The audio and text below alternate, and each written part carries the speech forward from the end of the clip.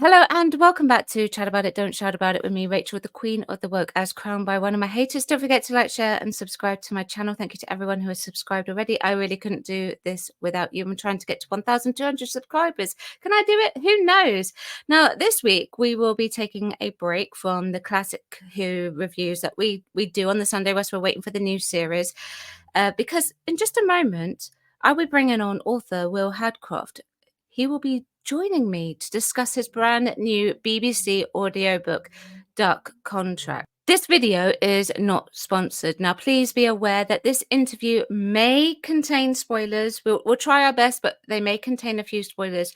The audiobook is linked below as well, should you wish to buy it. This link is non-affiliate too. Duck Contract is set in Dickensian London. The Doctor, Adric, Nyssa, and Tegan land in the midst of mysterious deaths. Dawning period disguises in an attempt to lie low. It isn't long before the Doctor gets involved and the companions get separated and unearth a mysterious dark contract within the London boroughs. Dark Contract is written by Will Hadcroft and is read by Matthew Waterhouse, who played Adric in the original TV series. And now returning to the channel is the very man himself, Will Hadcroft. Yay. Greetings. Hi, Will. Welcome back to the channel. Thank you for coming back. Thanks for having me back on, Rachel. It's a joy. How are you? I'm all right. Yeah, I'm okay. How about you? Yeah, I'm good, thanks. Had a bit of a busy day, but now I'm looking forward to doing this interview. I'm interested to hear what you've got to say. You haven't seen the questions, so this is going to be all new for you as well. So please first, though, can you remind my subscribers and any people who have actually not watched the past interview I did with you of who you are, what you do for me, please? Right. Well, obviously, I'm Will Hadcroft, and I'm a writer for BBC Audio Originals.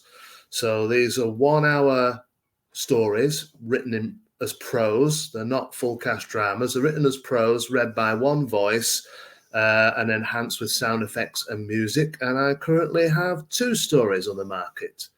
The second Doctor story, The Resurrection Plant, and the 5th Doctor story, Dark Contract.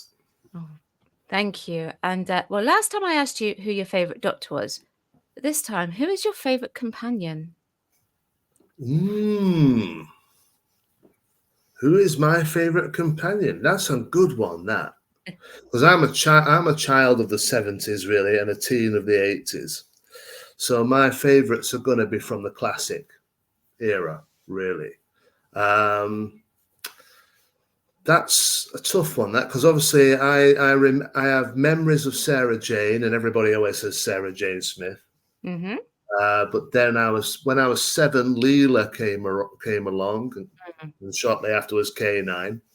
The 2 Romanas. It's a difficult one because of my reasons for loving them at the time. I mean, I loved Adric a great deal because he was, although Harry and the Brigadier had been in it early on, Tom Baker era, I didn't remember them really.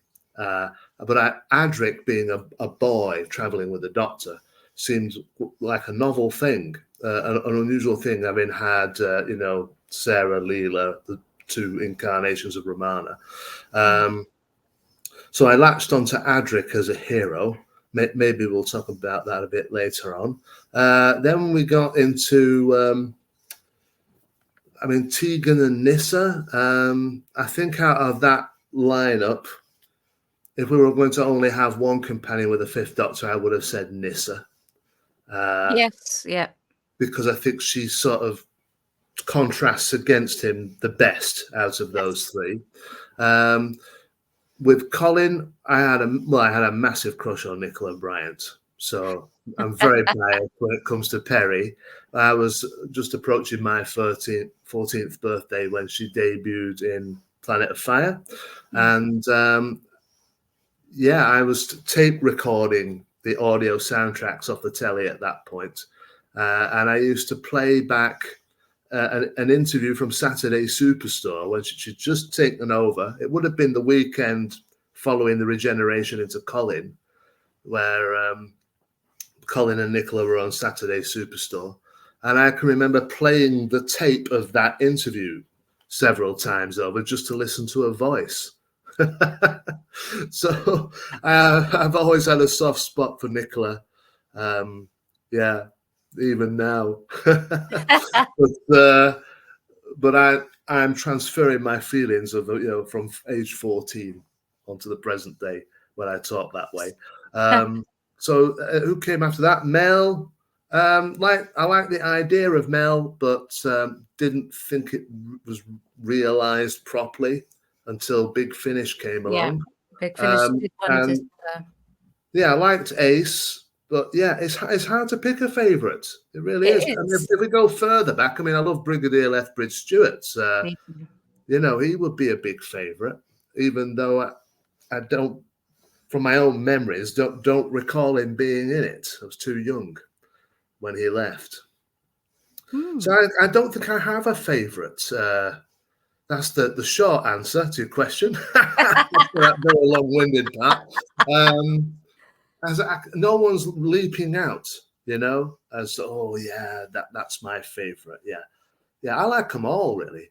But from my time growing up, the standouts would have been Sarah Jane, Leela, Lala was Romana, K9 obviously, and out of the Davison era, Adric, because he was the only boy in it.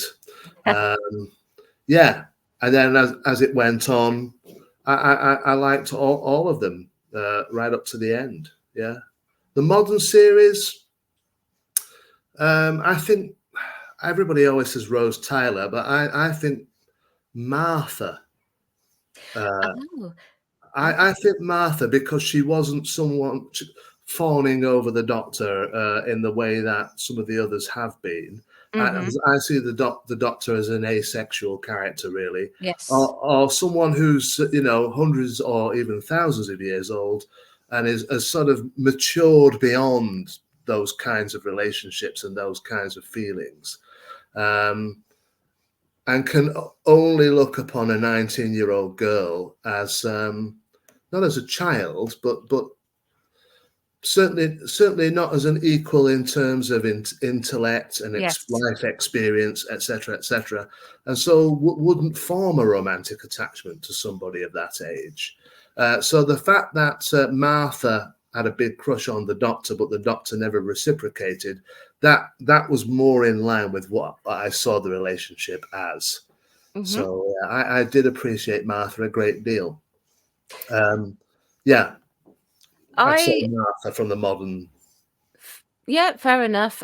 Sean from Review It Yourself will absolutely love that answer. His favourite is Martha from the modern era as well. I actually prefer Martha in series 4 when the unrequited love storyline is sort of like dissipated and it's gone. But I really like Donna in modern era. I really do. Not the Star Beast version of Donna, the original version of Donna. Yeah. What I liked about the Dr. Donna storyline was that it showed me, because when they said that Catherine Tate was going to come back as Donna, I just thought, oh no. Yeah. I mean, the Runaway Bride, was great. It was a laugh, but not a full-time companion. No. And then when she had her first story, is that the one with the adipose? Her first story. Yes. Yeah, I wasn't impressed with any of that really. But then when it started to unfold gradually, I saw A, that Russell had got it right after all, and B, Catherine Tate also had got it right. So that by the time we got to the end of that arc, it was heartbreaking that he had to turn her back into a mindless chav to save her life. It really was heartbreaking. A fate worse than death, really. Yeah, it really is. And Catherine Catherine Tate grow so much. Yeah, to grow so much and then lose it all. Yeah. Catherine's acting at that point just before I actually spoke about this the other day actually. Just before he wipes her memories and she's going, no, no, no, no, no. You can really see that she doesn't want it to happen. And to be Mm-hmm. able to do all of this character building, character arc, obviously, which she should be able to do because she's an actress, and then sort of like completely revert back to the original portrayal. That must have been Mm-hmm. so hard to do. Mm-hmm. Like, because that just be completely oblivious, chavvy, and Mm. whatever it was that she was doing back when she did the Runaway Bride. That's incredibly difficult, and Yeah. that's what makes it sad. But yeah, but I do love It it. was it was Okay, it was wonderful. Yeah, it was great. mm, I applaud everybody involved in that yeah, that development you're and the right, way and it ended. I yes, just wish they hadn't undone it really in the more recent ones. same I here. I think you either find a way to resolve it that's more complex than what we got, Yeah, or she remembers the doctor and her mind is burned out and she yeah, died. and Uh, she dies. Yeah, in you, fact, you, you actually, can't yeah, you can't rob the audience of the promise of one or the other. yeah, And what we got was the cop out, really. I felt, yes, but I the agree. original storyline, I love it. Yeah, yeah. Yeah. No, I do love it. Yeah. That new bit doesn't exist in my head canon because RTD said that was okay. Um, anyway, Okay. I was just listening to something that he said the other day, and you could make your own, you can make your own canon up in your head, and canon can be whatever you want it to be. And I was like, right, All so that right. bit's gone, Yeah. So right? we've severed all that stuff off then. Yeah, yeah. You made it easy for me. Thank you, Russell. It never happened. That thing on screen? Nah, not existing. Yeah. Well, I must say though, thank you for this, for Oh, thank sending this you. through. It was a really good listen. I really enjoyed it. Now, last time we saw Mm, you, let me just bring this up here. Um, we were talking about your previous audiobook, The mm. Resurrection Plant. So I'm interested to know, what have you been doing, or what were you writing, I should say, between The Resurrection Plant and Dark Contract, if there was anything? Well, I have a number of things at various stages. I think all writers do really. You can't stop, whether you've been commissioned or not. Ideas arrive and you draft things up, start a project, and then you might put that away for a while, start something else, and then go. It's all over the place Mm, until somebody commissions you, and then you have to knuckle down on that particular job. mm-hmm. Yeah, but I mean, years ago I started a children's sci-fi series called Android, Android, which predates Russell T Davies's Android by several years, I have to say. It was really irritating when that came out, in 2005, the Bad Wolf and Robinson Android. And I had one or two people saying, I mean, I don't believe it, but it's irritating to have it said, he's nicked Mm, your idea, It was a very obvious pun. So I think Russell might have been bright enough to have thought of it I himself. think so. But my Android, yeah, is basically three kids on a housing estate who get left this Android schoolgirl while the person who created her has to go into hiding. So he leaves her in the care of these three children, and they go off on their adventures. So it's a little bit like the famous 5 type format, but there are 4 of them and one of them's a robot. So I've published 3 of those novels. There's a 4th one on the laptop. The rights to the first one have come back to me now, so I own the whole thing, lock, stock, and barrel. Yeah. And what I would like to do is write 5 and 6 and complete it. And it'd be nice if it could be republished, really, by an established publisher rather than small presses. Yeah. Now that I've got the whole thing back, I could sell it as a Mm, series. So that's what I want to happen. yes. I've got novellas and all sorts of other things on the back burner that I've been working on just because the concepts intrigue me and I have to get it out. So I've been working on lots of little bits and pieces in between the two, Oh, none of which are commissioned, and whether they see the light of day, who knows? But I'm always working on something. oh, brilliant. Well, fingers crossed, and fingers crossed that you can get Android to an actual publisher, big publisher, and it will get published. Would be nice. It would be Hopefully, nice. my profile rising with these Doctor Who's might help. Might help it, along the yeah. way. You We'll never see. know. You We'll never see. know. So when were you then approached and how you were approached? Because I know we addressed this Mm. last time, but just in case, when and how were you approached for Dark Contract? So I think Resurrection Planet came out in August 2022, Hmm. and I think I was approached not that long after, a couple of months after. I think a slot had become available, Mm. and they needed it filling. I think I was asked, could I have a first draft to John Ainsworth, the editor, by November? Wow. So I remember him saying, "I know this is short notice. Do you think you could do it?" So I said, "Yeah." I would have said yeah anyway, I think, but but I thought, yeah, I could do that. Yeah, I can get some ideas together, and you pick the best one, like the previous time. So that's Mm. what we did, Hmm. and I wrote the first draft, sent it in, and then was told the schedule was changing. There wasn't that much urgency now, so I'd written the first draft of the story Yeah. quickly.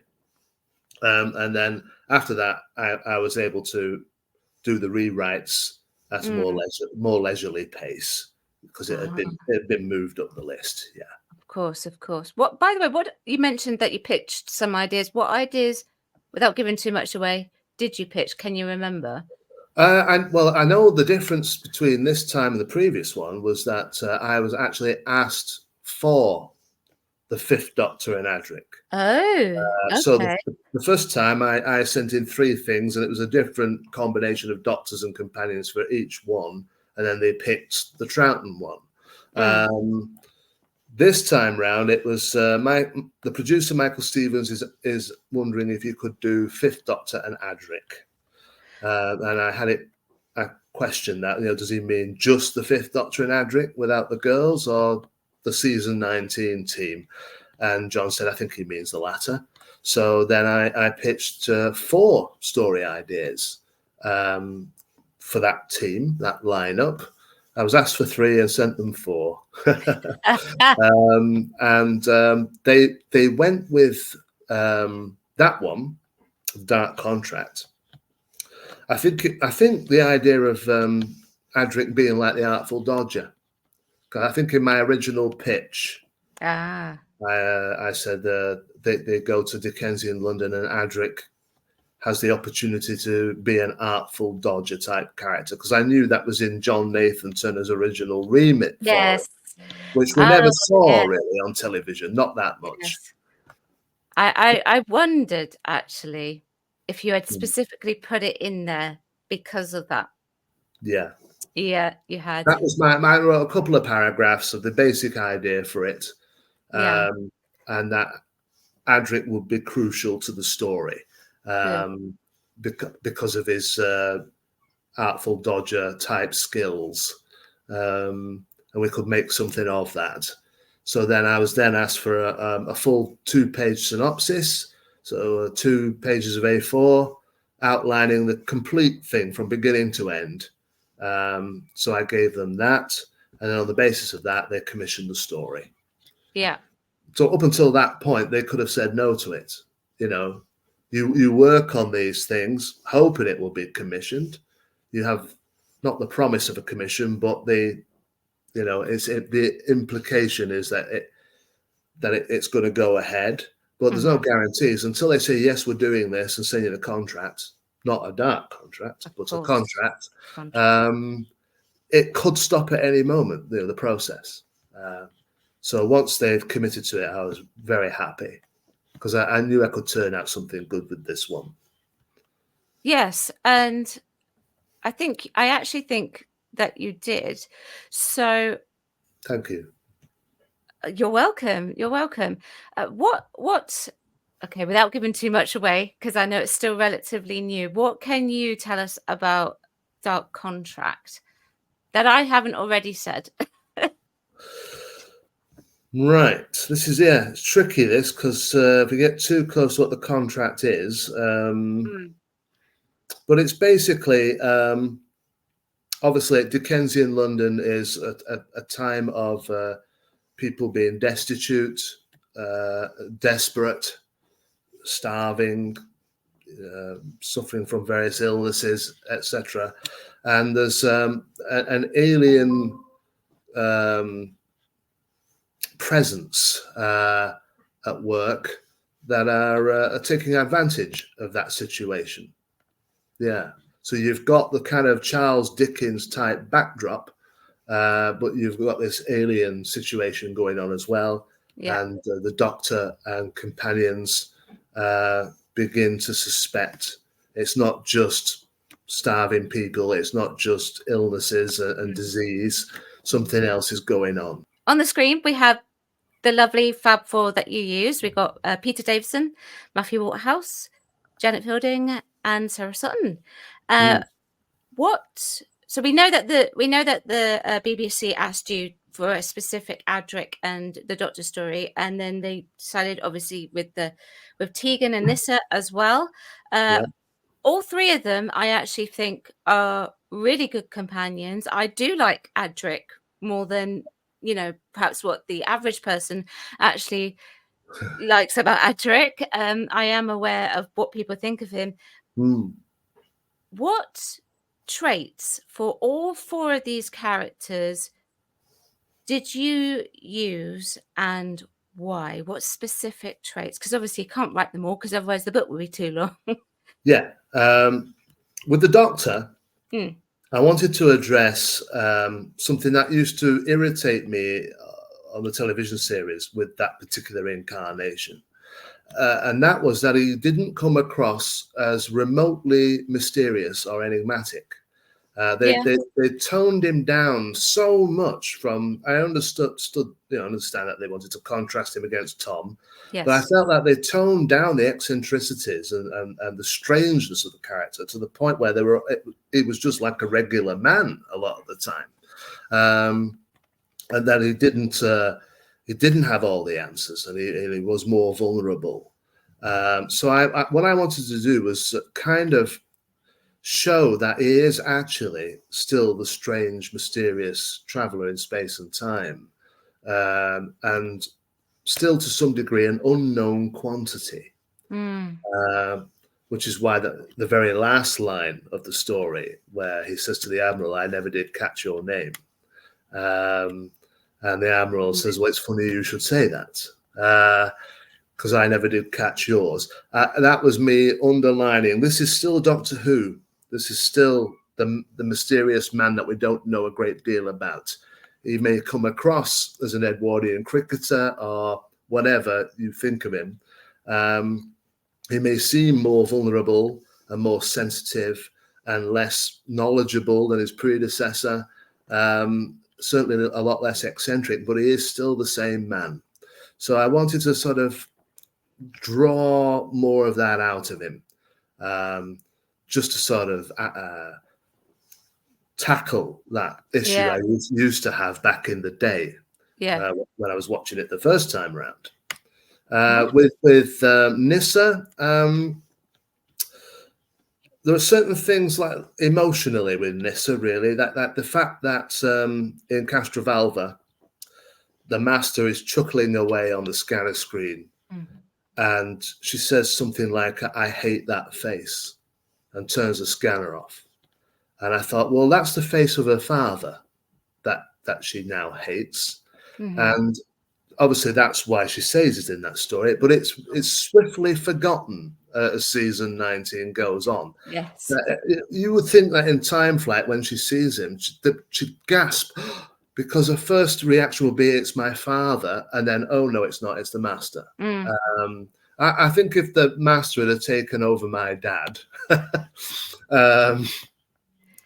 And I knew that my dad was dead, and it's really the master. I think every time I clapped eyes on him thereafter, I would still gasp Yeah. momentarily. So I wanted to just sort of, let's just remember what this girl has been through in the preceding stories and get a bit of that into it. Reference track and reference the fact that that whole region of space has been vaporized through the entropy field and so forth. With Tegan, I had a bit of fun with Tegan because I wanted to flip the coin, really. So at the start of the visitation, when the scanner goes up and we see a forest instead of Heathrow Airport, and then she has that wonderful explosion of emotion. You know, a broken clock keeps better time than you. At least it's right twice a day. And storms out of the TARDIS. And then I think at the start of Black Orchid, when they arrive on the railway station platform, I think she says to him, "You don't have to keep trying to get me back. I don't mind staying for a while." And then the Doctor says, "Well, I wasn't. It just landed here anyway." So it was going in that direction, that she was getting a bit more settled. So I thought, well, in mine, I'll have it land in the wrong place again. And then they're all expecting her to explode. And she doesn't. She's thrilled to be in Dickensian London. So I've switched it the other way. So I had some fun there. And with Adric, of course, because it's set between Black Orchid and Earthshock, he is now steering towards the idea of wanting to go back home. And I wanted to play with that and give reasons for it. Why is he feeling like that? Wants to go back home at the start of Earthshock. And of course, we know he never gets there. So you can play around a little bit with that too, with the emotions of the listener, not knowing he's not going to get back home. In fact, so that was kind of I wanted to draw out of each of the four a bit more than we got on television. Yeah, that's fair. Particularly with the Peter Davison Doctor. There's one thing that I always say about the Peter Davison Doctor, and maybe your word vulnerable is actually a better way to describe it, but I always say that he is the much more sort of humane Doctor. You know, the closest to the human form of Doctor. Now, obviously, like yourself, I know that's what JNT was trying to do. He was trying to go a complete opposite with it. And actually, in many respects, Peter Davison is probably one of the better choices to do that sort of, type of Doctor. Yeah. It's grown on me. It's grown on me over the years, that approach. I mean, when they asked me to do Fifth Doctor, I wasn't groaning inside going, "Oh, no, not them." I thought, oh, yeah, this is my chance to do my take on it. So I welcomed it. But I know you're a big fan of Old Sixie. So I was just approaching my 11th birthday when Tom left and Peter took it over. That was a massive jolt, losing this very charismatic and eccentric Doctor who'd been in it since I was 4, for as long as I could remember, really. And then suddenly we get this young man, Peter Davison, playing it in a very human way. And then when Colin followed Peter in 84, to me, the moment he sat up and said his first line, I thought, this is more like it. Because I felt the Doctor should be strange and eccentric. And that's what Colin was delivering. So I've kind of had for years in the middle this Peter Davison that doesn't quite work or fit. Whereas now, having revisited it many times since 1982, I see that it does work, actually. It's an interesting take on the idea. But it is, yeah. I mean, it's like the contrast is so stark, though. I mean, it's like if you were to say to Tom Baker, the Jagroth, and someone will say, "What's the Jagroth, Doctor?" He would go, Jagroth. I've heard of them, yes. And then patches of memories are starting to come back. and you get the idea of this man who's been around for a long, long time and knows all these things. If you were to say to the Fifth Doctor, "What's the Hadcroft, Doctor?" he'd go, I don't know. And that is so stark a contrast. And we'll find out. I don't know. Yeah. And it kind of became a running gag, that, didn't it? Even when he was going to regenerate, he said, "I might regenerate. I don't know." I don't know. Right at the end, he says it again. So it become a running gag, which I appreciate. They've kind of kept that going through into the Big Finish stories as Yeah. well, haven't they? So I've tried to fill him out a bit more in mine. Yeah. I tried to give him a bit more to do, and make him a bit more doctory, without losing the Peter Davison characterizing. Yeah, no, that's fair. That's fair. It's Just always sorry, Rachel. Just picking on one other thing, just before we move on. That's just come to me. What you were saying about he is the most human of the Doctors. I had one person review the Dark Contract who felt everything was great except that the resolution to it, there wasn't enough conflict, and enough jeopardy. But I thought, well, 5 wouldn't do what some of the other Doctors do. He wouldn't rewire the technology, and so when they press the button, they blow themselves up. He wouldn't do that. That's not his style. No, it's not his style. So the way it ends, the way the situation is resolved, I think, is the way he would do it. So that's my defense there. If one or two are thinking, "Oh, this could have been a bit more action-packed at the end, and more jeopardy," well, I don't think 5 would have tackled the situation that way. That's why it didn't happen that way.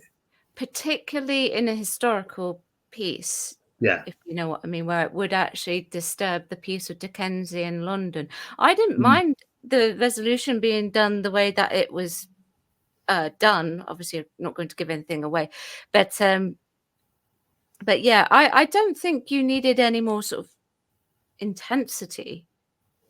Yeah, because there is jeopardy, isn't there? You know, they all face threats in one way or another, throughout. Yeah, they do. I get what that reviewer means. I understand. It I doesn't go understand to a great crescendo the way he was probably hoping. But then if you'd done that in a completely sci-fi story, by the way, I actually think Peter's Doctor suits historical better anyway. But if you did that in a sci-fi story, yeah, maybe I'd have expected it a bit more. But you've already done that with the resurrection plant, and you've kind of gone in the opposite direction here and explored it in a different way. So I'm fine with that. And it's always good to write in different ways as well.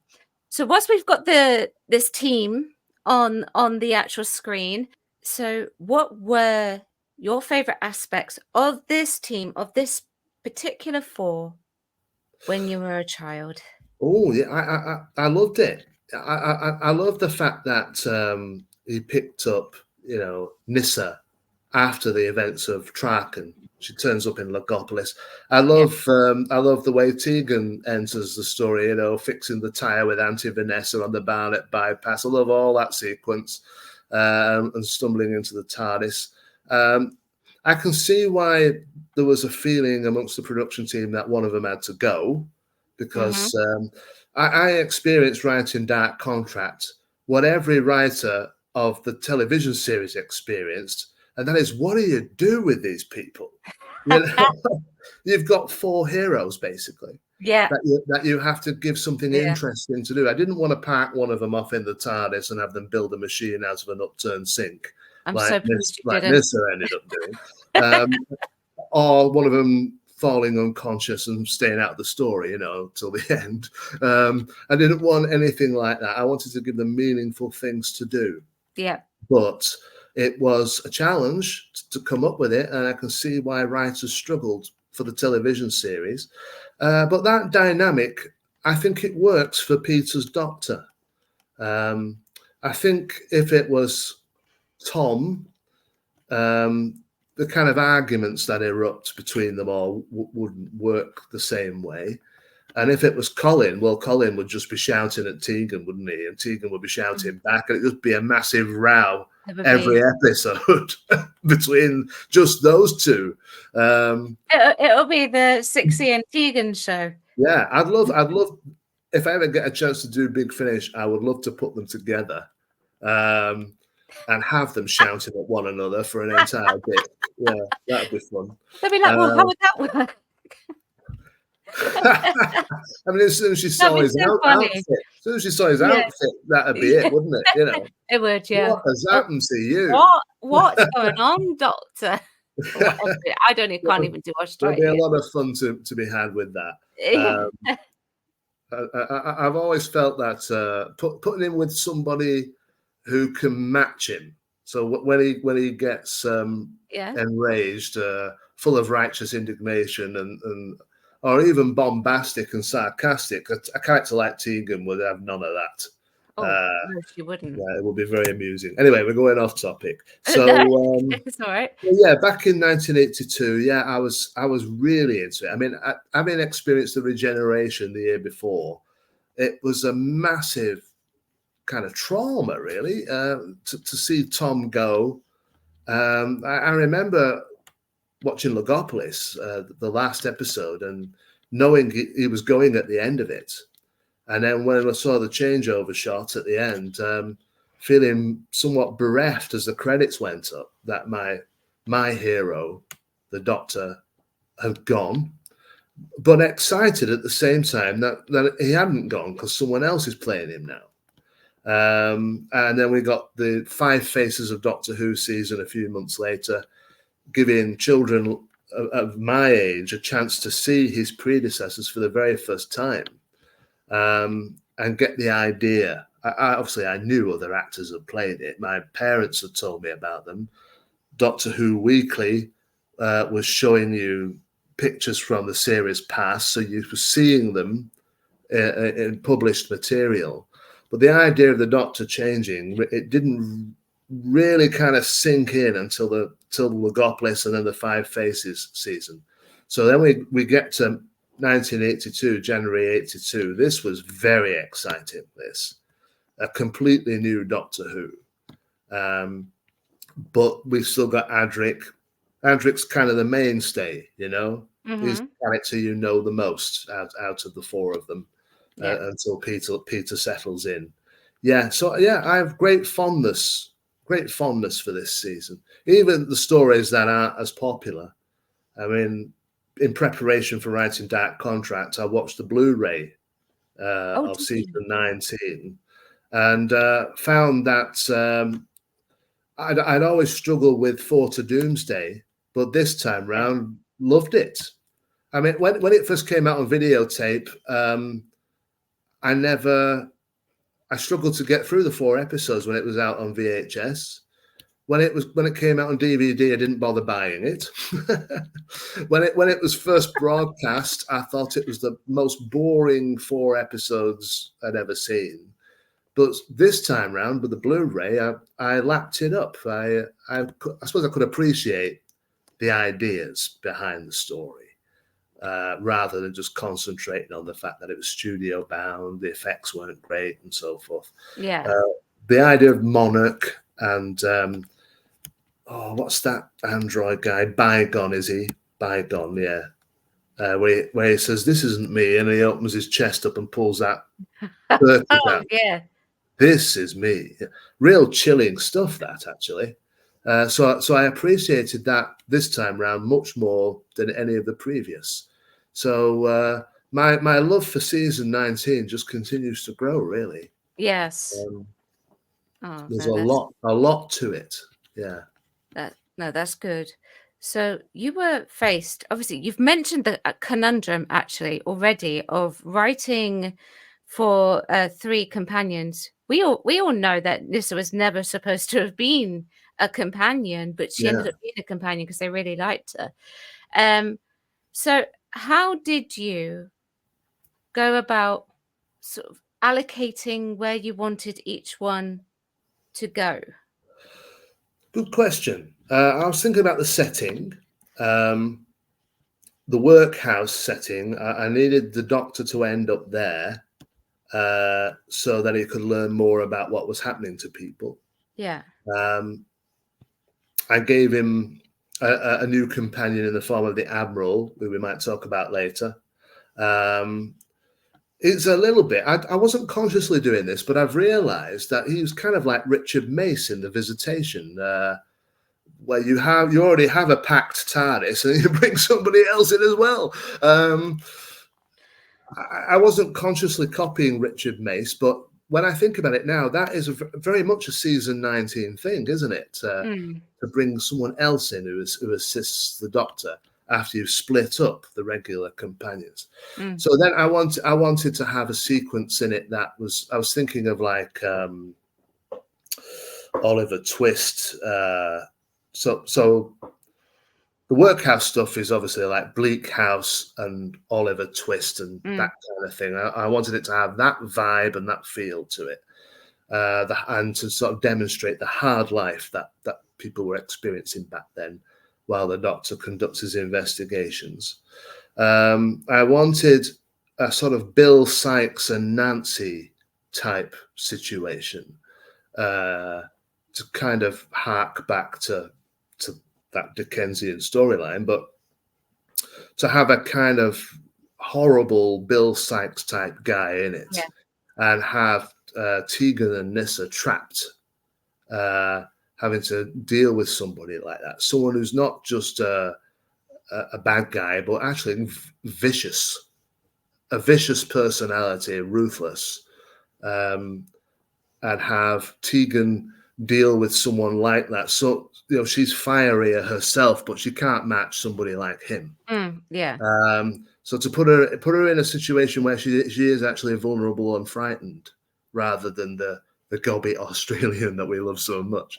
With Nyssa, I thought, you know, Nyssa is a kind of very serious aristocrat kind of character, isn't she? She comes from high society on Traken, and she's a scientist, you know, daughter of Tremas, bioengineer.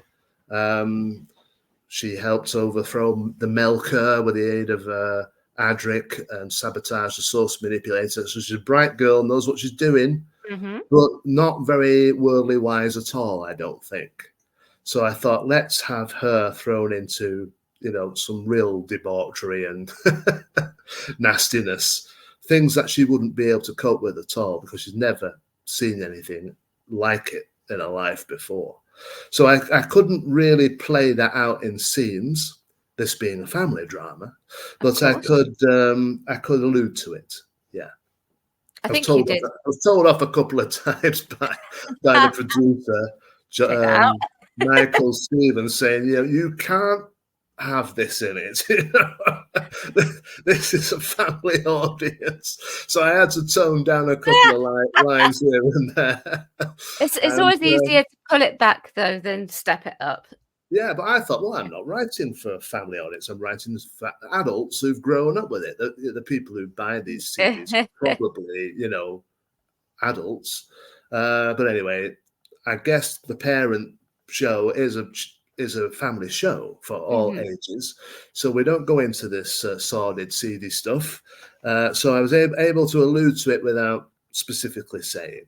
But I thought Nyssa should be put in a situation where she can't cope, really. Yeah. So I wanted to, you know, draw on the decadence of that era and the sorts of things that were going on, and expose the four characters to it as much as I could. Of course, Adric has his own little sideline later on, halfway through, where we learn something else. Yeah, we will. Well, we learned something else, but we can't tell you what that is, I'm afraid. So you'll have to listen to it. You'll have to spend a tenner. Spend a tenner, get it, and you'll find out. Yes. So obviously, there's a risk when you're writing for multiple characters, like the script or the text. It can get chaotic. Plot holes can happen, and sometimes it can be a convoluted plot. Now, obviously, this doesn't happen here. It's not convoluted. Yours has a more like conclusive, satisfying, conclusive Star Wars plot points that sort of appear earlier on in the story. They always get addressed later, and some of them are a bit more closer together when you address them. It's almost like a mirror image. Now, Divine and Dragon, who is a subscriber to my channel, might actually like this question. What writing tools, plot devices, and methods did you use in order to prevent your plot from becoming entirely chaotic? That's a very good question. I'd like to think that there's no chance, if I'm writing, that it could become entirely chaotic. I would hope not, but you know, yeah, you I never know understand what what they're saying. I happens. understand what they're saying, because Yeah, there are methods and yeah, styles that could. So I understand where they're coming from. I mean, yeah, I saw an interview with a television script writer a while ago who claimed to have developed a series, you know, a story arc across a series of episodes. And when he got to the final episode, had no idea how it was going to end as he sat down to write it. So he's got all these threads running through it and character development and all the rest of it. And because he doesn't work out a synopsis, he doesn't plan a story out in any great detail. He said what he does is he'll create a situation, a cast of characters, drop them into it, and however they react to one another and to the situation, that's your story. So if you approach it, it's a bit like writing soap opera, really, you know, where there is no ending. You're making this continuous drama. yeah. And his view is that, well, life is like that. You know, things don't get tied up in a nice bow. Some things are left up in the air and unanswered. For me, that could be problematic in that you don't know where you're going with it. So he actually said in the interview, I mean, this is not a massive criticism of him. I'm just saying I would never do this. It's not my approach at all. But he said when he got to the final scene on the final page of the script, he said, "Oh, that must be how it ends then." And I find that approach could lead the audience to be dissatisfied with the ending, because if I think most people in the audiences don't imagine the writer has no idea where it's going. They think they're being clever and disguising things, and it's all heading somewhere. And then, you know, if only they knew. Sometimes it isn't.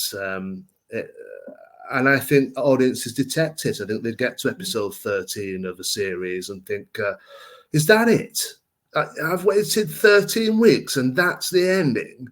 And it kind of exposes itself that the writer's just been making it up as they go along, no real idea where it's going. So your questioner is probably wondering about that kind of approach. That is not my approach. I'm more old-fashioned. I will have an idea for a story, and I'll have a sort of theme, if you like. But then I've grown up listening to Barry Letts and Terence Dicks. You know, I remember getting the Myth Makers video that Real Time Pictures did, where they interviewed Barry Letts and Terence Dicks together. And Barry Letts said that when they were working with a script writer and they were running into trouble, let's say the story ran out of steam before they got to the last episode, and they'd get him in and they'd say, right, let's just think for a minute. What is this about? You know, what are the themes running through the story? And by having that discussion, they'd be able to get another couple of episodes out of him and tie it up. So I've sort of absorbed all that, watching interviews with those guys and many others across the years of coming up with a concept, an idea, that might have a theme that runs all the way through. Then you get your cast of characters and drop them in. But you're not just responding. They're not just responding to one another and the situation. That you might have not so much messages, but themes that are being addressed. So in the case of Dark Contracts, you've got the fact that it's a Dickensian story. you've got people being exploited, not just by aliens, but by other human beings. So exploitation is the theme that runs all the way through this from beginning to end. So had I run into trouble halfway through thinking I don't know what to do next, I would just think, what is this about? It's about exploitation. The contract side of it, I wanted, so I had the idea of Dickensian London. I had the idea of the Artful Dodger. I knew what kind of things I wanted to draw on, as I've already discussed some of the Charles Dickens stuff. Bleak House in particular.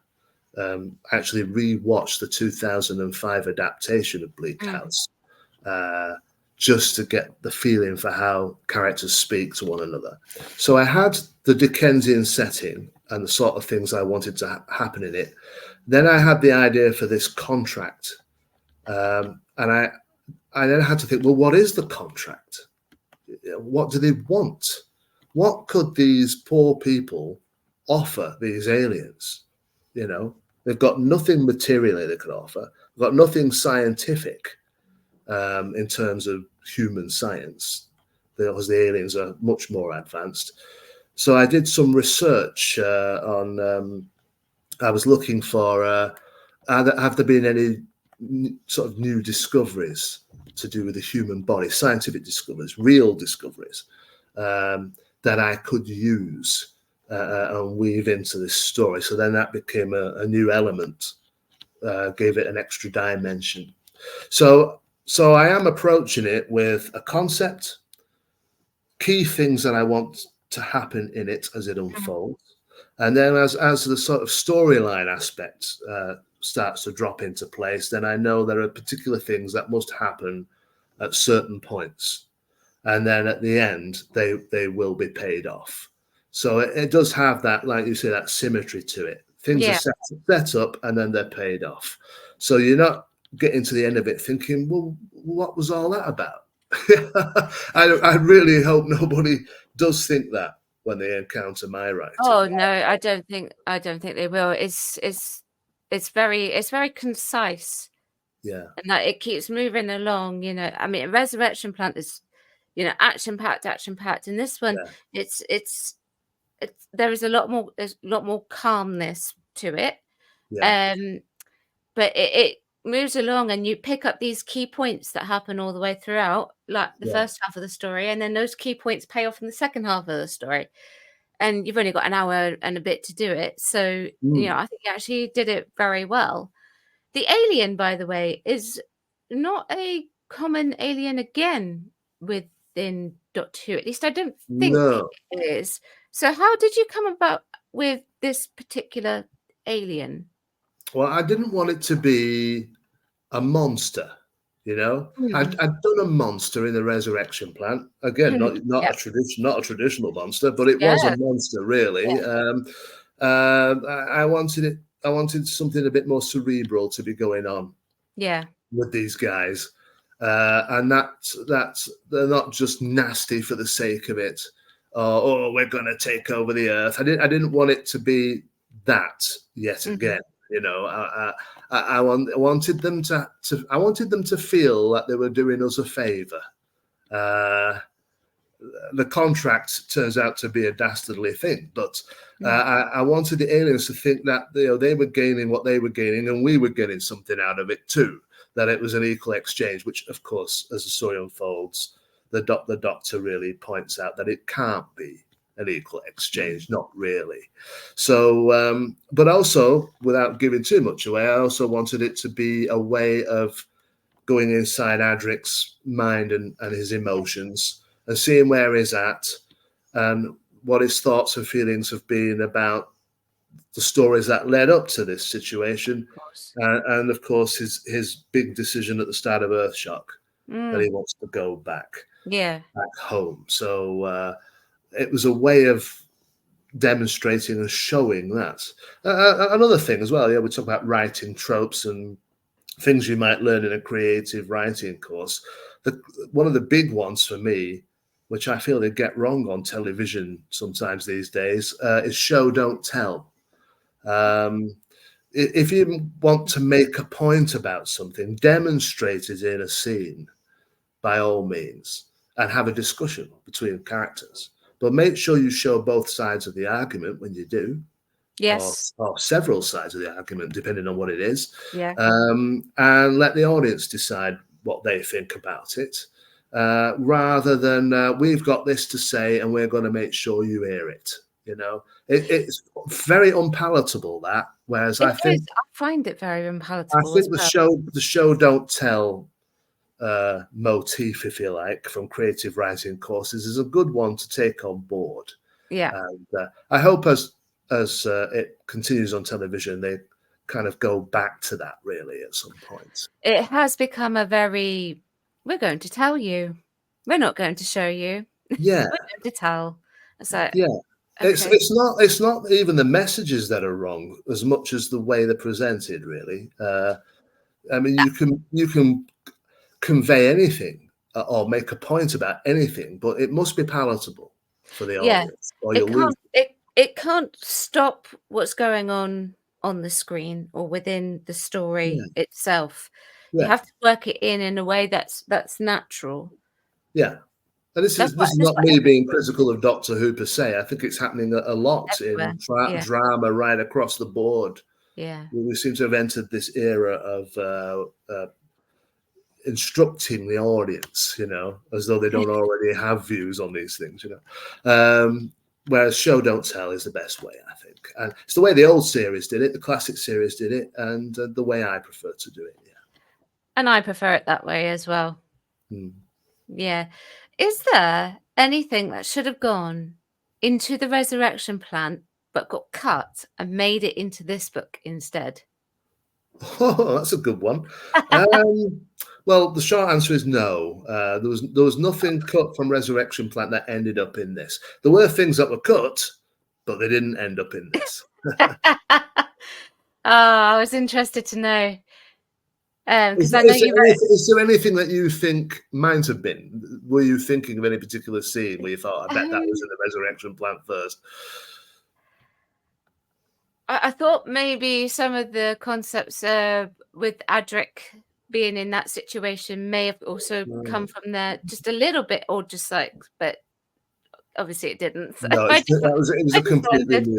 a completely new storyline. That, yeah, for No, Adric. I just wondered. That's all. Would there be anything that you would change about this book? No, as a story, no. There's nothing. I really like the way it plays out. I like the sound effects. I like the music. Matthew Waterhouse's reading is absolutely spot on. There's a helicopter flying over here now. Oh well, if you can hear a noise, that's what it is. That's what it Um, is. yeah, so I'm very happy with the whole thing. If I have a disappointment, it's nothing to do with the story. It's a production disappointment, and that is that they use the opening theme for the closing as well, so you don't get the stinger at the end. Oh, Straight into the closing theme. They use the same music from the opening to end it. oh, I didn't So, actually notice. Okay. oh, that's how good it was then, folks.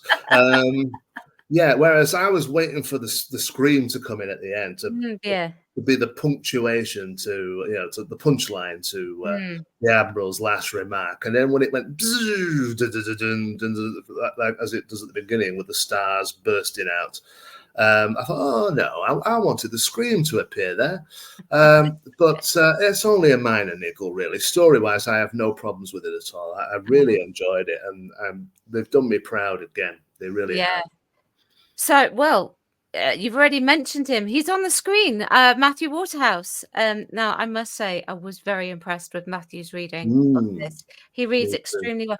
He's really matured as an actor and as a reader. I didn't realize that he could do voices like that Mm, and sound so different to how yeah. he normally sounds. I was because I'd been treated to Fraser Hines, obviously first Of time round, course, yeah. and the way he does Patrick Troughton And obviously he is Jamie, but the conversations between Jamie and the Doctor, the way Fraser did it, I thought, I'm not sure Matthew could top this really, or even match it. I had my doubts. Well, Yes. I'm very happy to have been proved wrong. He can. Really can. Yeah. The way he gets that breathlessness that Peter Davison has when he's getting excited, Yes. because his voice goes up an octave and he starts to talk a little bit breathless, and Yes. he got that off to a T. I was very Yeah. impressed with that. Very impressed. Me too. That's one of the things that I actually picked up on. I was like, oh my Yeah, goodness, I didn't expect that. And then when he comes in to do the other character voices, that aren't, mm, his character, obviously, which he can do, and I nearly said Negan then, Tegan and Nissa, they were completely different to his normal speaking voice. yeah, I was like, goodness me, you can tell this man has matured from the 19-year-old yeah, young lad that he was at the time when he did it to he's 62 now. So, oh my goodness, yeah. I was Amazing. absolutely floored. Do you think the direction helped him as well? Because obviously he's got time with this one. Yeah, I suppose he would read the script in advance. He would Yeah, make his own notes in the margins, how to do different voices, how to do. I think sometimes responses. You can tell when a reader hasn't sort of rehearsed it at home, because they might say he whispered, but when they did the dialogue part, they weren't whispering. And you think, but you've just said he whispered. yeah, Whereas with, I'm just stopping my screen wobbling about because I'm laughing. You can tell with Matthew that he's thought about how the lines will be delivered, the lines of dialogue, and he's seen what I've written as the way the lines should be delivered, mm, and work. He must have worked those in his notes. The director would have been the producer, Michael Stevens. As I understand it, it's just a recording booth, Matthew in the recording booth. You have a sound recordist. You have Michael Stevens as producer director, and mm. that is it for these BBC Audio originals. There's no going in and out of the green room and like the Big Finish things. Yeah, it's just a three-person job, and then the sound designer will get hold of it and put all the sounds in afterwards. Slap the theme music on and everything. So any direction he received, it would have come from Michael Stevens, the Yeah, producer. But you can tell that they're all on the same page with it. yeah, It yeah, works so well. And the yeah. way he did my original characters as well. There's a very pompous lady when Adric loses the thing he's trying to find, shall we say. Um, uh, he encounters a very pompous aristocratic lady, and the voice he does for that lady, I thought, oh, he could do Sixth Doctor, this guy. He could do all Probably, the pompous Colin Baker stuff very well. he Should probably could. Yeah. they No, not get absolutely. Colin, Nicola, or Bonnie? They could get Matthew to do it. And the Admiral, the original character I created, who's in it all the way through, Yeah, all the sort of little nuances and mannerisms of him, he absolutely nailed it. Yeah, yeah, without anything to base it on. It's a completely original character. yeah. So he got it just right. Yeah, very pleased with it. He did it so well, and like anyone watching who really didn't like, it's mostly the actual character of Adric in the series. Mm. When we say it was really good, we mean this was. He He does it so does. He well. does. He brings it to life. I feel like I've seen it on television. Yes, And me and too. I had that feeling with Fraser Hines and the Resurrection Plant too. That Yeah, I'm remembering something I've seen. It yeah, feels like, but that's because of how it's been brought to life by the reader and the sound designer. Um, yeah. yeah, all credit to everyone involved. Absolutely, everyone's done a fantastic job. Have you been able to meet him since it's been released, or is it, or speak to him at all? No, he was at the Hooverville convention last year, and I Mm. and I was there as well. So I saw him from a distance. I saw him from my seat in the audience and wandering in the corridors, but never spoke to him. And, Mm. at that point, I don't think I knew. I don't think I knew he was going to do it anyway. Yeah. Uh, it was a toss-up between him and Janet Fielding and Sarah Sutton. I don't think Peter Davison would ever have been in the mix. He does. I don't think he does these. No, He I does think the it's finish. just, yeah, I just think it's Sarah, Janet, and Matthew. Matthew when he's in the country, I think. Right. Yeah. Yeah. So I knew it would have been likely one of the companion actors. Yeah. So I haven't seen him, but he has tweeted about it.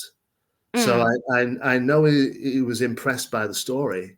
He was impressed by the setting and the way it was done, because he issued a statement on Twitter saying this is not the usual, Dickensian, watered down Dickensian story. It has the flavour of a Dickens novel, with all that grit and horrible stuff of the era. Yeah, so I was very flattered that he saw that it was like that. Yeah. But you can tell by the way he reads it. He's got it. He knows what I'm doing, and he's getting into the vibe of it, Yeah. and pulls it out the bag. Yeah. Yeah, he does really pull it out the bag. I actually think he might have been, I don't know, this is me being a bit presumptuous maybe, but he might have actually been a bit excited to play the more Artful Dodger style of Adric, because obviously they didn't play off of that as much as they should have done in the original series, which was often met with a lot of critique. They played off the computer genius, and Matthew at that age I always felt was much like, if his character was actually meeting the character description, he knew what he was doing. Whereas sometimes where it didn't meet, he wasn't kind of sure what to do. Yeah. Obviously now he's older, he knows exactly what he's doing. But I felt like he was really enjoying it, being able to just do Adric as Adric was meant to be. Yeah, I can see what you mean there. Yeah. Yeah. I get the feeling sometimes watching him back as a 19-year-old playing a 15-year-old, that obviously he was very new at acting. Yeah. This was a very, very early on in his television career. I think he'd done 2 episodes of a drama called To Serve Them All My Days, about a boys' school. He'd been in it fleetingly. Yeah. Because I remember going, that's Adric. So To Serve Them All My Days must have been broadcast when season 18 was being broadcast, because I knew his face as soon as I saw it. But I think those 2 jobs were his first 2 jobs. Yeah. Acting on television. So he was a young actor learning the craft while doing it. That's not easy. And you can pick up little giveaways that's what's happening. Like in Logopolis, when the doctor's talking about repairing the chameleon circuit, and it's all very doom laden. And you can tell that Matthew is picking up on the way Tom delivers the lines, and he starts to deliver his lines the same way Tom's delivering them. And that's the sign of an actor who's getting caught up in the performance of the person he's playing against. Yeah. And I noted that a couple of times in the first episode of Logopolis. Instead of playing the character that he is, opposite the doctor. But that's the signs of somebody just starting out. They're learning the job while they're doing it. I have no problem. I had no problem at the time with Matthew's acting, and I have no problem with it now rewatching it. I just think, well, he's a young man doing his first job, Yeah, absolutely. A lot of young actors, especially in British television, are not that convincing. That's true. That's even very soap operas where there are young children or teenagers, they're quite wooden, aren't they? So that phenomena is not unique to Doctor Who or to Matthew Waterhouse being in it. I remember a writer once rather cruelly said of Matthew's performance, it's as though they just grabbed some lad off the street and thrown him on the set. Oh gosh! I thought, well, it isn't that. That's horrible. What are you talking about? It isn't that. No, All it right. doesn't work like It's that. not. It wasn't a great actor, granted, but it wasn't like someone had just wandered in off the street and got mixed up in the story. I would not accept that. No, So because they would have seen something there that they liked to yeah, or in order to bring him on.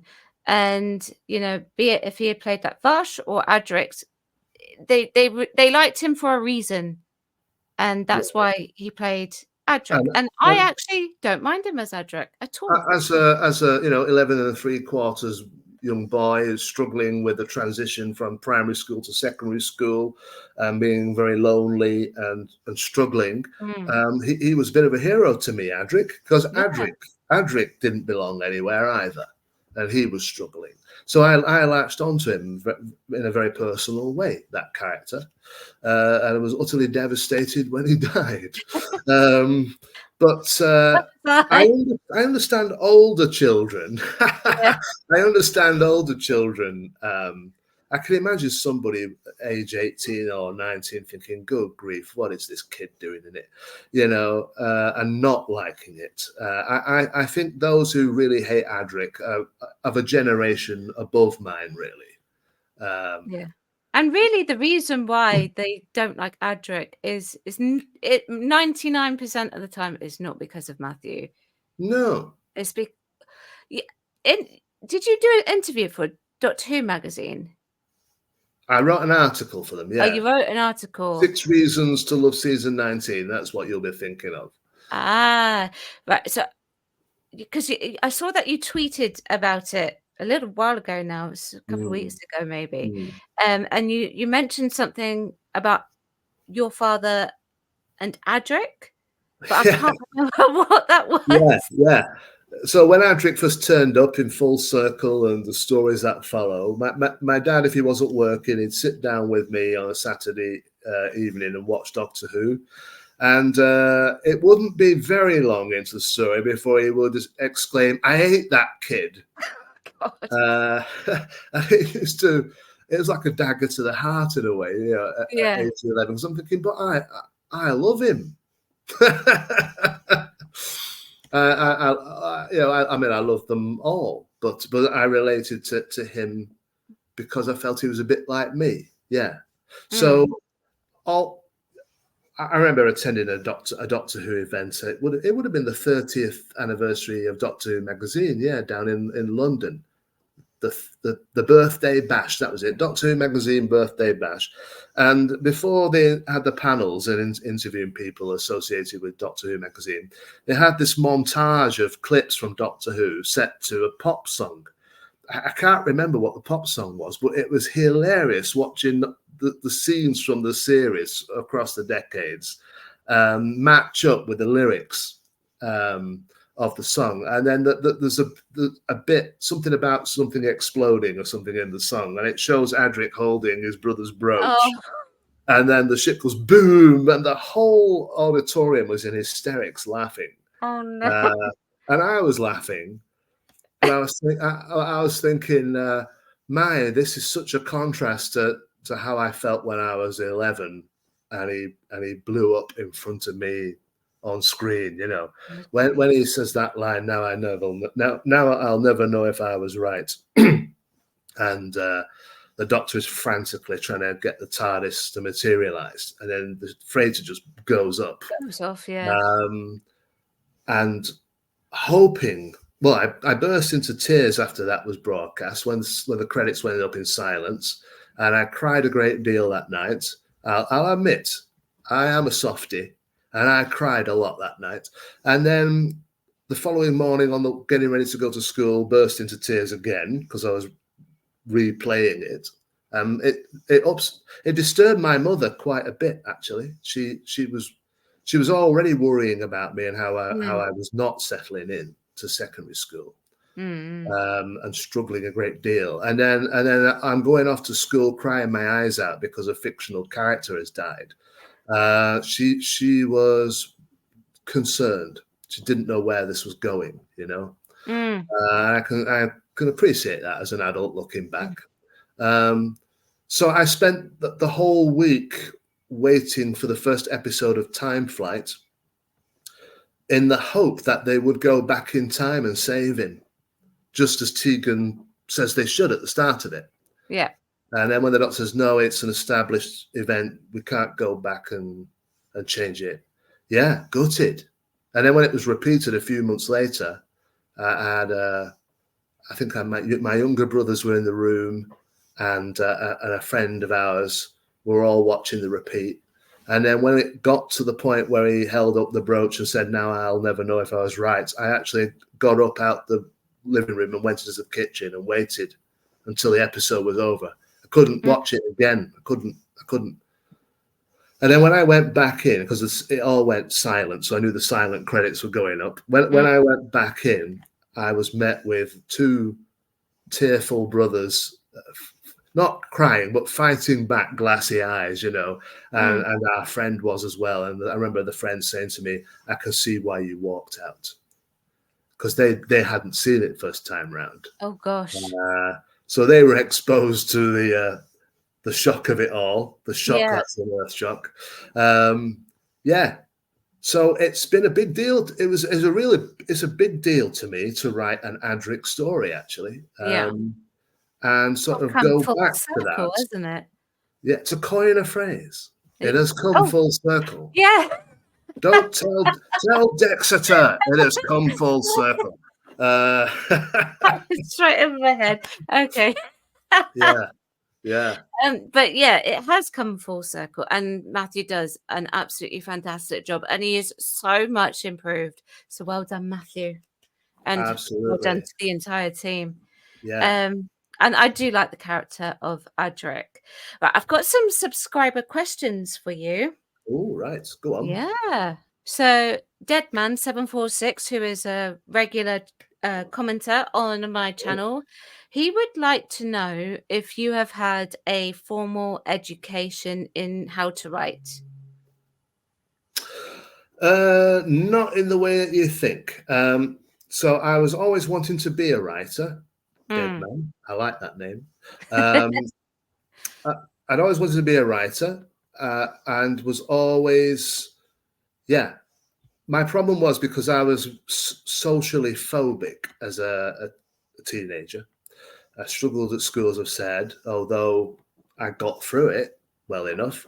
When it came to leaving school, my mother said, why don't you go to college and, do media studies or do study all the greats of literature. And so she thought that would be the natural course for me to go. I also expressed an interest in acting, and she said, if you want to go to drama school, I'll look into it for you.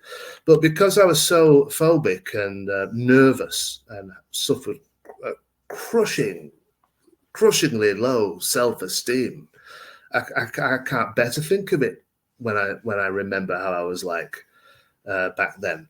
But because I was like that, I refused to go to college. I said, I can't go in another classroom. Can't do it. And everyone, my mother had been to college as an adult, so she said, it's not like school. It's not like that. It's not that kind of experience. But I couldn't be persuaded, so I refused to do it, and ended up working as a cleaner at Tesco's, and then somewhere else as a cleaner, and then in a soft drinks factory as a quality controller. Anything but pursuing writing as a career.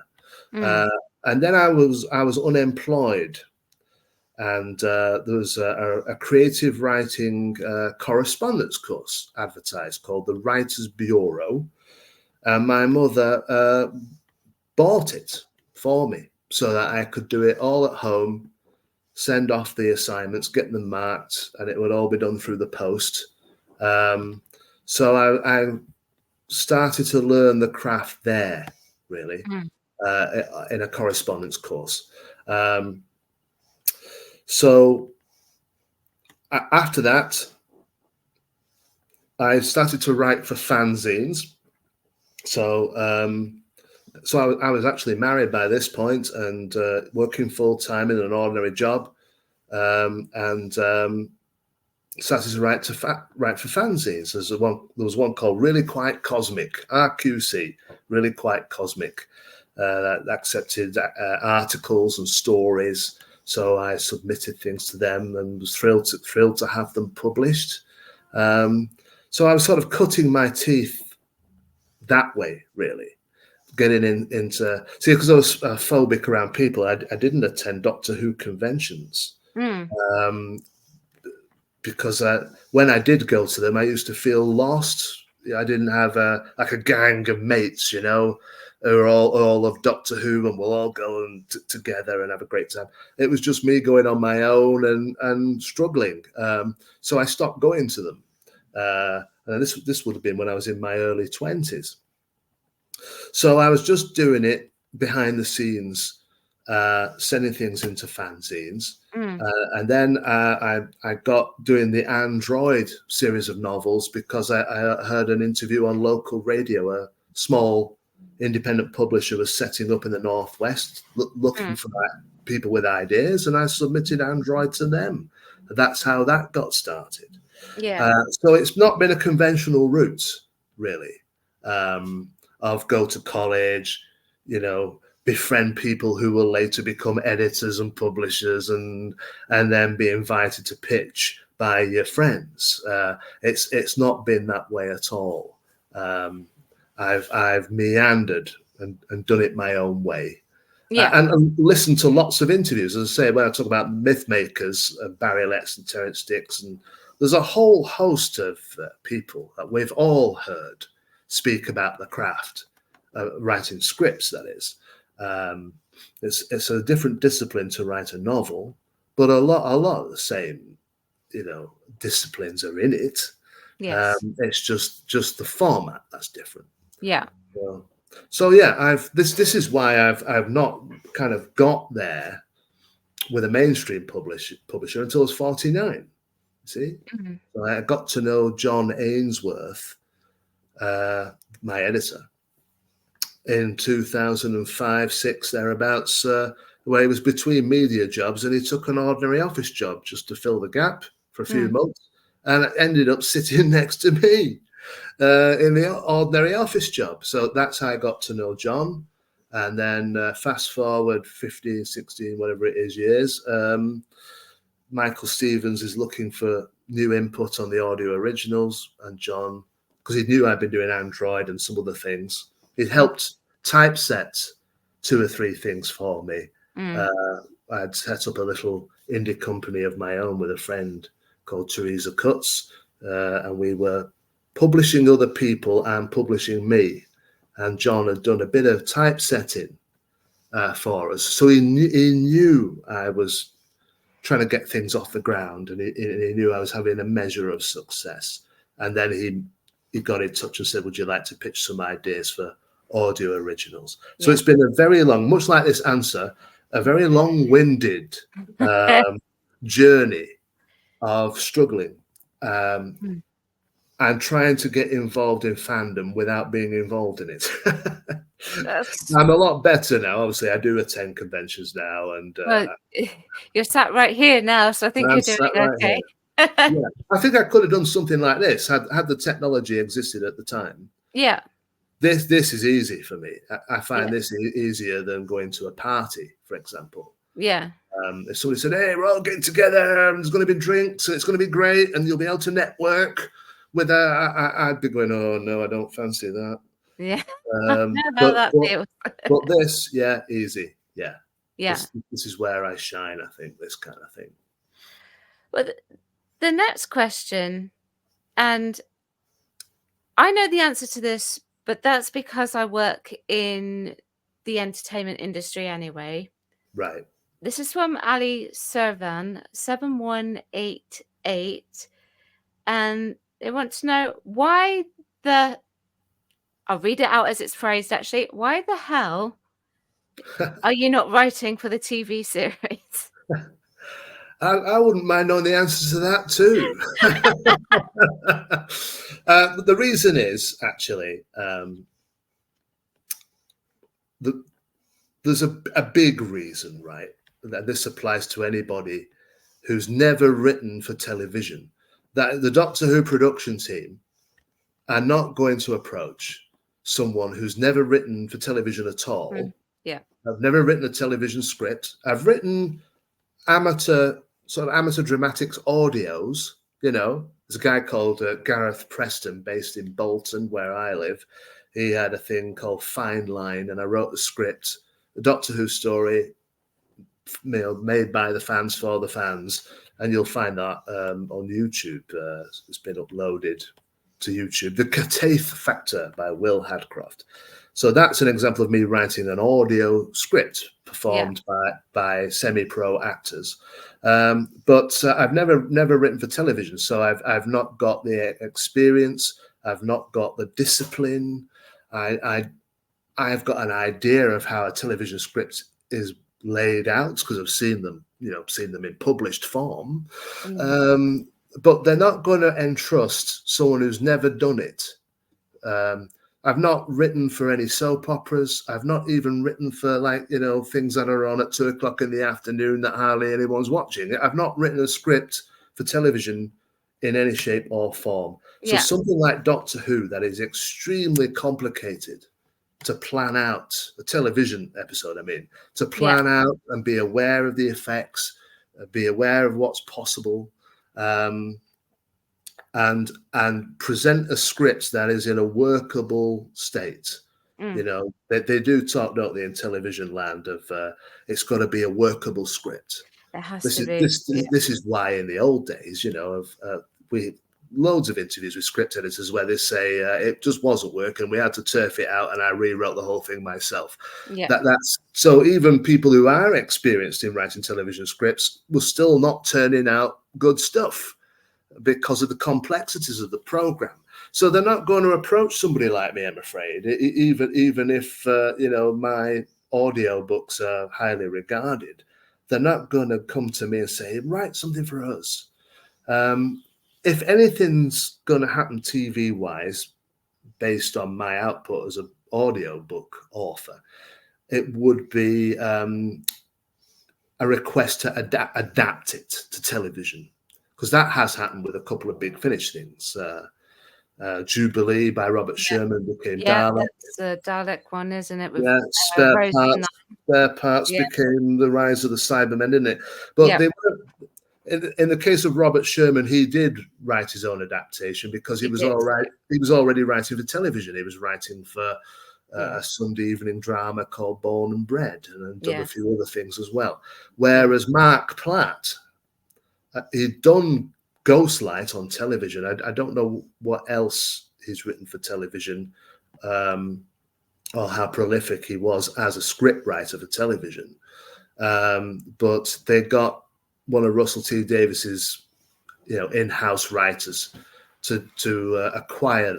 They acquired it, gave it to their own script writer, and he rewrote it from top to bottom himself. And Mark Platt just gets a tiny credit on the end credits in tiny writing. Criminal, I think that. But should be having originated the key concepts, he should have got more than that, I think. But anyway. That's if any of my stuff was to impress the people who make the television program, then they would likely approach me to adapt it. They would have their own writers, so they could do Resurrection Plant or Dark Contract, with Ncuti Gatwa or whomever. Buy the rights to do it, and then completely rework it however they want. And I will just have to sit there hoping they don't kill it. What did I agree to this for? Actually, that segues into a really good question, actually, from Gladia 652004.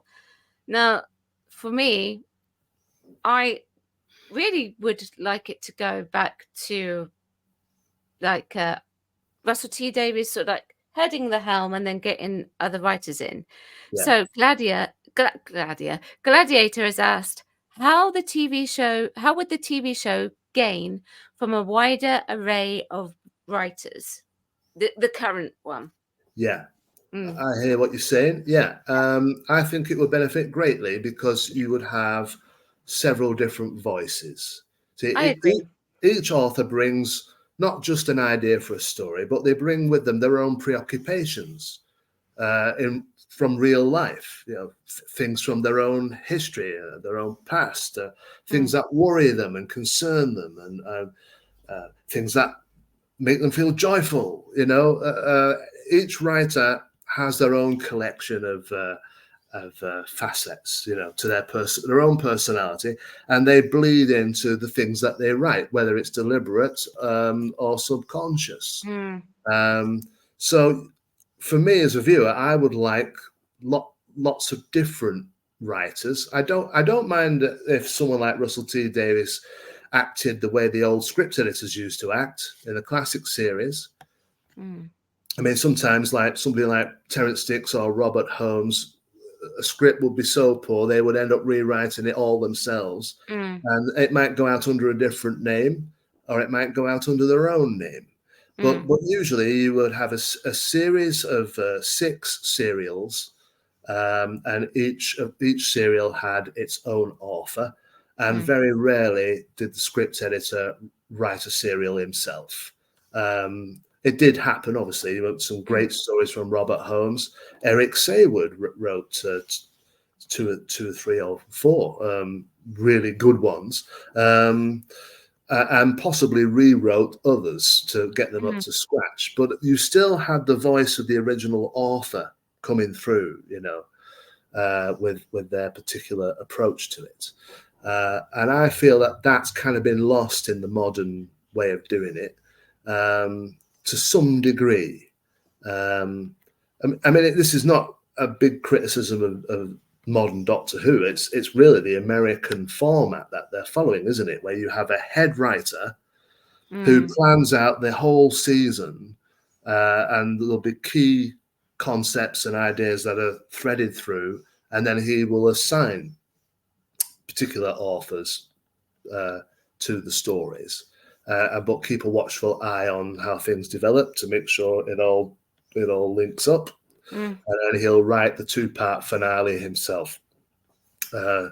So yeah, I think first time around when we were getting like 13 episodes followed by a Christmas special, you could have showrunner writes the first 2, then a couple of guest writers, then showrunner might come in somewhere in the middle just to keep the thing on track, then some more guest writers, and then the last 2 episodes are written by the showrunner, and he ties it up. I think the problem is when you get series that only have 8 episodes in them, it's going to be mostly showrunner. So you're going to get showrunner's preoccupations, the things that bother him, things that are going on in society that he wants to have he wants to have his say, wants to get on his soapbox. So it becomes more focused on those areas rather than simply telling tales, I feel. So I think it's been a victim of what's been imposed on it recently, I think, to some degree. I agree, and the structure is a bit all over the place. Like I've said it in a past video. Like I actually think the Church on Ruby Road should happen before the Devil's Cord. Yeah, well, it does in the actual series, but like a load of other episodes happen before the Church on Ruby Road with Shooty's Doctor, then go Church on Ruby Road, Devil's Cord, Empire of Death, Legend of Ruby Sunday, Empire of Death. Done. Like that. But in some situations, the showrunner writing nearly all the episodes, or indeed all of them, can work. I mean, I'm a big fan of Babylon 5, and in the first 2 seasons, Joe Michael Straczynski did it the way we've just described. The showrunner writes all the key episodes, and all the others are written by guest writers. By the time he got to season 3, all the threads that had been layered in and were progressing, it was so complicated. In the end, he felt he couldn't farm episodes out, so he wrote the whole 22 episodes of season 3 himself, which I believe is a record that had never been done before, and seasons 4 and 5 as well. So, but then you've got someone who's got a whole universe that he's created. It's all his. It's not like Doctor Who where you're basically picking up the baton from a previous regime. and continuing the story. Babylon 5 was his own creation completely. So it works in that situation because it is his. All the characters are his, and there's a straight through thread, several threads that run all the way through the 5 seasons, and it was designed to work that way across 5 seasons. Yeah. Whereas with a series like Doctor Who, you're really going from season to season, really. You don't get the impression that things are seeded in season 1 and then picked up again in season 3, and that was always part of the plan. You don't get that feeling. You get the feeling that every now and then they'll have a bright idea and develop something with no real thought as to where it's going. Yeah.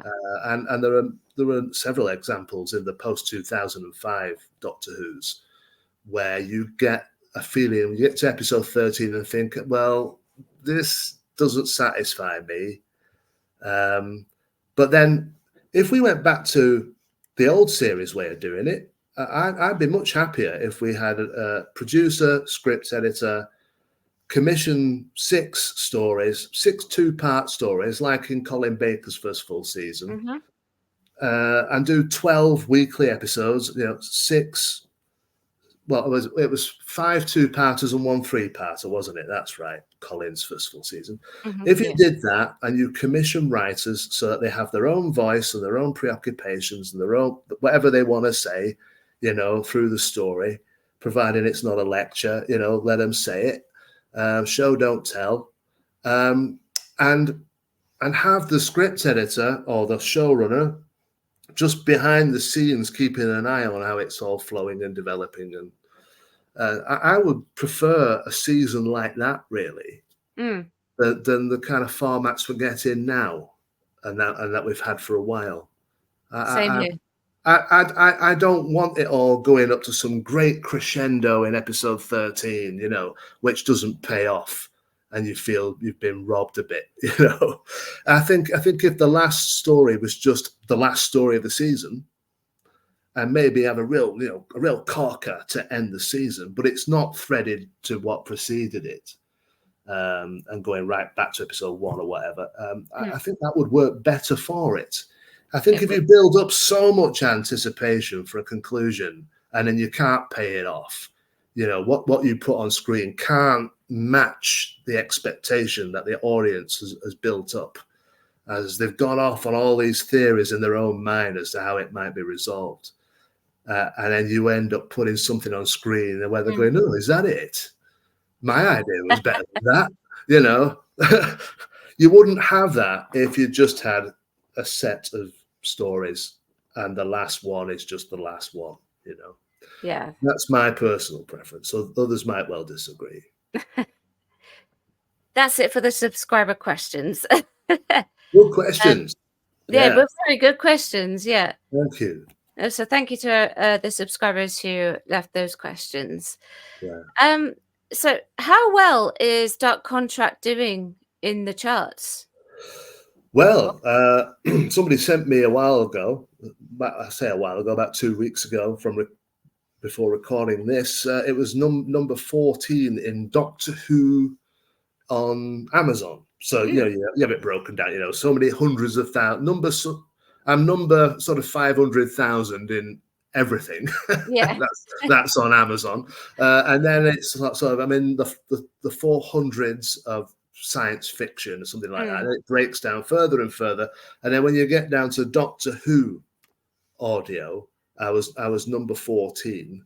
But somebody told me they'd seen it at number 10. So I might have been in the top 10 for a brief moment of Doctor Who audios, which is nice to know.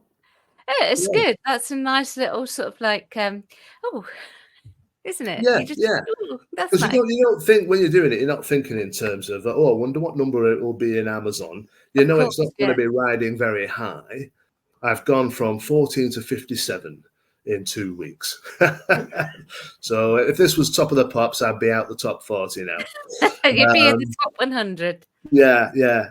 I'm not complaining about that either, though. As I say, you don't really think in terms of accolades and No. am I going to be in the Doctor Who magazine season poll this time? Yeah. These thoughts aren't there when you're preparing the story. You just think, It's all about really who is listening at the end of the day. We know that Nick Briggs likes your resurrection plant, so maybe. well, you never know. Yeah. Maybe. I have no idea, apart from John Ainsworth, Yeah. what anybody at Big Finish thinks of what I've done or whether they've even heard it. No idea at all. The script editors, I suppose, to impress at Big Finish. I mean, Matt Fitton is a script editor, isn't he? John Dorney. And these are people I admire. Yeah. Matt Fitton did a Dalek story for Paul McGann's Doom Coalition, I think. It was either Doom Coalition or Time War. And it was where something had happened to this Dalek that was on its own, and it had forgotten what it was in the story. So everyone's sort of Paul McGann and co are also tiptoeing around it, hoping it doesn't remember. And you start to get a very different Dalek because it's not following the program that Davros embedded it with. It starts to develop a little bit of a personality, and you warm towards it. Anyway, the thing gets to the end, and I nearly cried. Nearly cried. Testimony to Matt Fitton, who wrote that story. And I sent him a tweet and said I nearly cried at the end of that. You really led me on, thinking that we've got this Dalek that might be nice and might help everybody, And then at the end, it gets because it's not a true Dalek. Yeah. So yeah, I was gutted. So when a writer can pull at the heartstrings like that, you're dealing with real talent. John Dorney is another one. Everything he turns out is top class. I don't know if you've heard Monsters in Metropolis. No, I've not heard it yet. Christopher Eccleston and a Cyberman set during the filming of that silent classic silent science fiction film Metropolis. That's another one that really gets to you as he comes to terms with this Cyberman that's been separated from the rest of them. And another one by what's he called? Timothy X. Atack. But everything he turns out is great. He did one called Salvation 9 about a tribe of Sontarans who are nice. It's the same idea in a way. And Chris Eccleston ends up stuck amongst them, thinking that it's all a big trick and they're going to pull a gun on him at any moment, And there's a point where they're all sat around the campfire exchanging amusing stories. Yeah. And then they're all laughing, and he just suddenly goes, "All right, what you're really playing at?" Because he's just sick of this charade being played out, and it turns out it's not a charade. It's a really lovely story and a lot of humor in it, a lot of laughs. So there are people, like I say, John Dorney, Matt Fitton. These are the people you've got to impress, really. There's no point in going up to Nick Briggs, I don't think, and saying, "Hi, I'm Will Hadcroft. I've done 2 BBC audios. How about giving me a try?" That the ones who hire the writers are the script editors. Yeah. Not producers or exec producers or anybody else. I suppose there's a chance somebody like Nick could hear something I've done and thought, "Oh, we've got to get this guy to write something for us." It's possible. But I think you need to come to the attention of script editors to stand a chance of being commissioned. So that's what I hope will happen. Whether it does remains to be seen. Remains to be seen. Fingers crossed. I hope it does happen. I'm thinking of Adric doing that now. Fingers crossed. Remember when he did that in was it Keeper of Kraken or something? Oh, what made, like that. It was one of the season 18s, and he does that, and the Doctor has to correct him. So, have you been commissioned for any more of the BBC audios? Not yet, but it's early days yet. It's not been out a month, So we'll see. I mean, this one was commissioned about 2 months after Resurrection Plant, Yeah. so we'll see how the year unfolds. Yeah. I mean, I might not be asked to do any ever again. If that's the case, I've done 2 really good ones, and I'm happy with them. Where can they buy the book? Right. Well, it's available. Yeah, audiobooks. You can get it as a download if you're the sort of person who likes downloading stuff to your phone and listening to it as on your commute to work or whatever. Yeah, Audible has it, and BBC Audio themselves have it. Amazon, I guess, is the place. If you like CDs, as I do, then it's available on CD as well. So Amazon's your best bet, I would say. But wherever you get your CDs from, it should be there. Lastly, where can they find you? Me, I'm all over the internet.